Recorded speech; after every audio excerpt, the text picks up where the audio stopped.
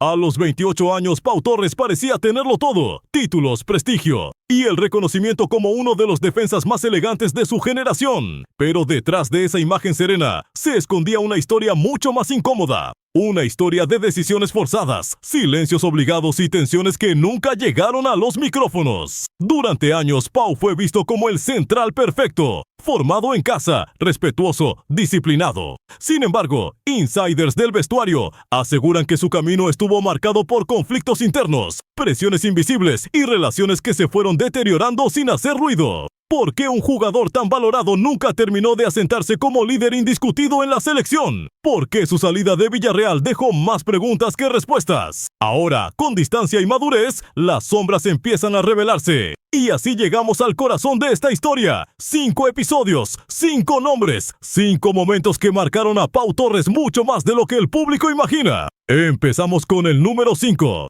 Número 5. Unai Emery. Cuando Pau Torres dio el salto definitivo al primer equipo del Villarreal, muchos pensaron que su evolución sería lineal, casi perfecta. Pero según personas cercanas al vestuario, el primer gran choque llegó muy pronto y tuvo nombre propio: Unai Emery. El técnico vasco confiaba en Pau, sí, pero esa confianza tenía un precio alto: exigencia constante, correcciones públicas y una presión táctica que no todos estaban preparados para asumir.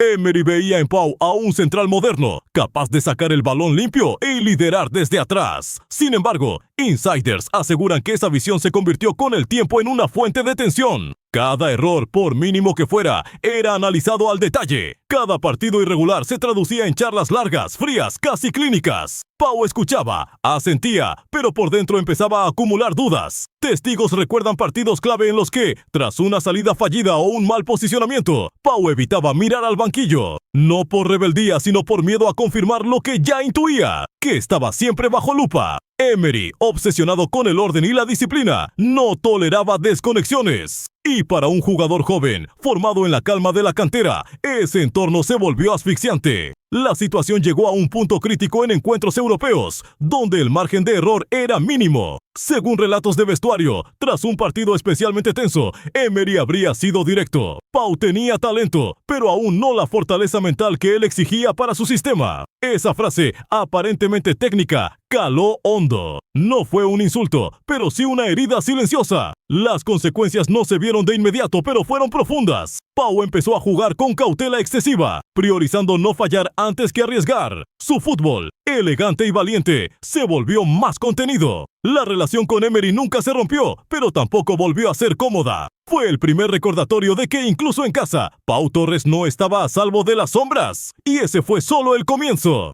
Número 4. Luis Enrique. Si el conflicto con Unai Emery fue silencioso y táctico, el siguiente episodio en la carrera de Pau Torres fue mucho más frío y desconcertante. Esta vez, el escenario no era Villarreal, sino la selección española. Y el nombre que marcó esta etapa fue Luis Enrique. Para Pau, vestir la camiseta de España siempre fue un orgullo. Había crecido viendo a los grandes centrales dominar Europa, soñando con seguir ese camino. Sin embargo, insiders del entorno de la selección aseguran que su relación con Luis Enrique nunca terminó de encajar. El seleccionador valoraba su salida de balón, pero dudaba de su agresividad defensiva en contextos de máxima exigencia. Testigos recuerdan concentraciones en las que Pau sentía que debía demostrar el doble que otros. Mientras algunos errores eran relativizados en otros jugadores, los suyos parecían pesar más. No hubo gritos ni escándalos públicos. Todo fue mucho más inquietante: silencios, miradas esquivas y decisiones técnicas difíciles de entender desde fuera.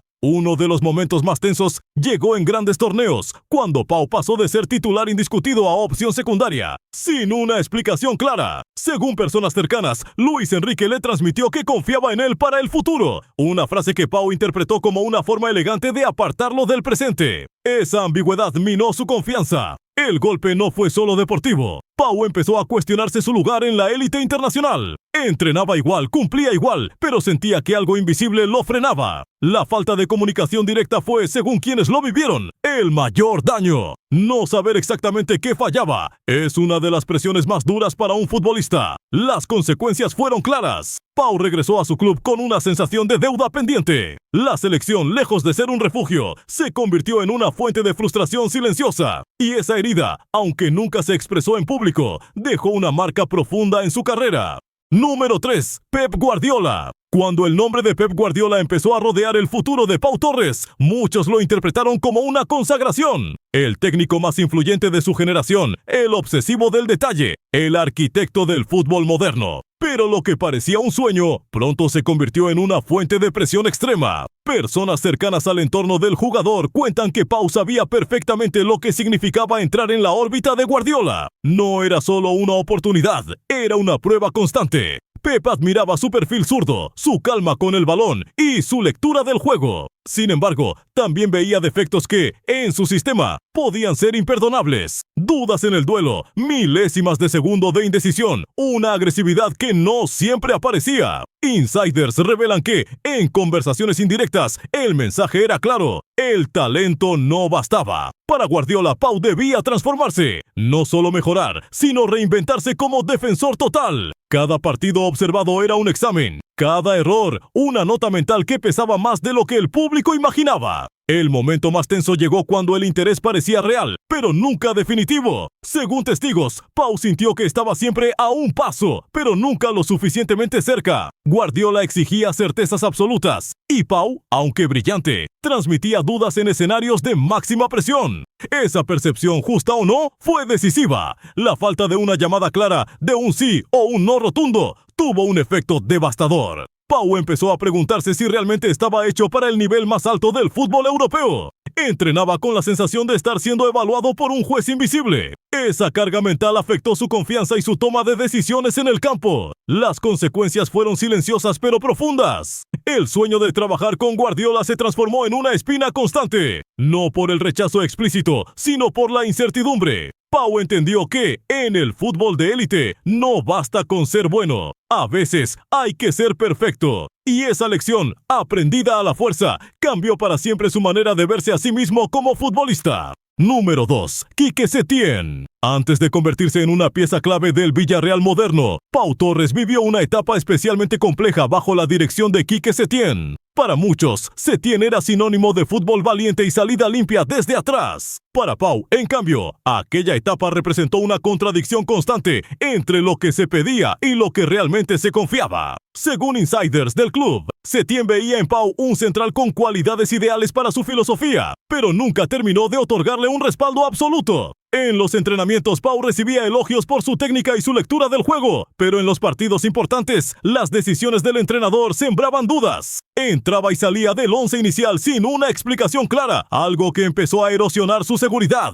Testigos recuerdan reuniones tácticas en las que Setién insistía en asumir riesgos desde atrás, incluso en escenarios de alta presión. Pau obedecía, pero sentía que cualquier error sería castigado con dureza. Y así fue. Tras un par de fallos en salidas comprometidas, el discurso cambió. La confianza se volvió frágil, casi condicional. Lo que antes era valentía, pasó a ser visto como imprudencia. El momento más tenso llegó en una racha negativa del equipo. Según personas cercanas al vestuario, Setién necesitaba enviar un mensaje y Pau se convirtió en uno de los señalados silenciosos. No hubo declaraciones públicas ni reproches directos, pero las decisiones hablaban por sí solas. Pau entendió que estaba pagando un precio por seguir fielmente una idea que ya no parecía protegerlo. Las consecuencias fueron inmediatas. Pau comenzó a dudar en situaciones clave, retrasando decisiones que antes tomaba con naturalidad. Su juego perdió fluidez y, con ella, parte de su identidad.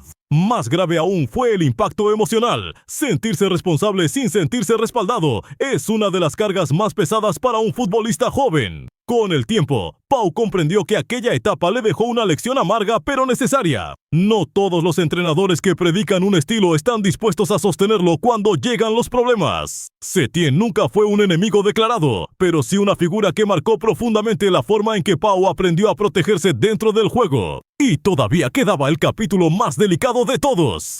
Número 1. La prensa española. Por encima de entrenadores, sistemas y decisiones tácticas, hubo un adversario constante que acompañó a Pau Torres durante toda su carrera: la prensa española. No un periodista concreto, sino un relato repetido e insistente, que fue moldeando su imagen pública sin tener en cuenta el peso psicológico que arrastraba. Desde muy joven, Pau fue etiquetado como el central elegante, el heredero natural, el futuro de la saga española. Al principio, Esos titulares parecían halagos, pero insiders cercanos al jugador aseguran que pronto se transformaron en una trampa. Cada partido correcto ya no bastaba, cada error aislado se amplificaba y cada silencio suyo era interpretado como falta de carácter. Testigos del entorno personal recuerdan cómo Pau evitaba leer la prensa tras los partidos. Sabía que cualquier fallo sería diseccionado durante días. Se hablaba de su supuesta fragilidad mental, de su falta de liderazgo, incluso de su personalidad fuera del campo. Todo sin una sola palabra suya como respuesta. Pau nunca atacó, nunca desmintió.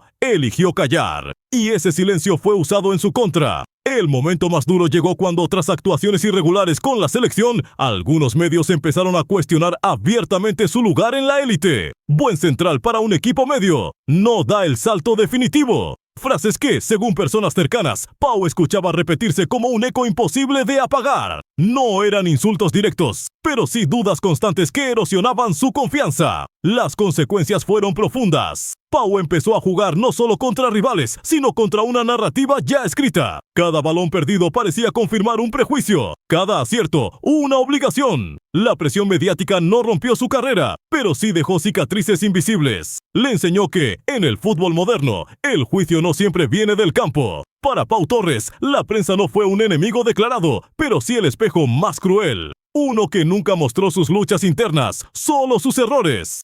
Cuando todo parecía reducido a decisiones técnicas y presión mediática, apareció un detalle que cambió la lectura completa de la historia. Según insiders muy cercanos al entorno de Pau Torres, hubo un momento clave en el que el propio jugador pidió algo que casi nadie esperaba: tiempo y silencio, no un traspaso inmediato, no una revancha pública, tiempo para reconstruirse lejos del ruido. Testigos aseguran que, tras una etapa especialmente dura de críticas y dudas, Pau reconoció en privado que había empezado a jugar con miedo. Miedo a fallar, miedo a confirmar etiquetas, miedo a convertirse en el jugador que otros decían que era. Esa confesión sorprendió incluso a personas que lo conocían desde la cantera. El problema nunca fue su talento, fue la acumulación invisible de presión. El twist llegó cuando Pau entendió que no necesitaba convencer a todos, solo necesitaba volver a convencerse a sí mismo. En lugar de responder a la prensa o forzar un protagonismo artificial, decidió cambiar el enfoque. Menos exposición, más trabajo interno, menos ruido, más claridad.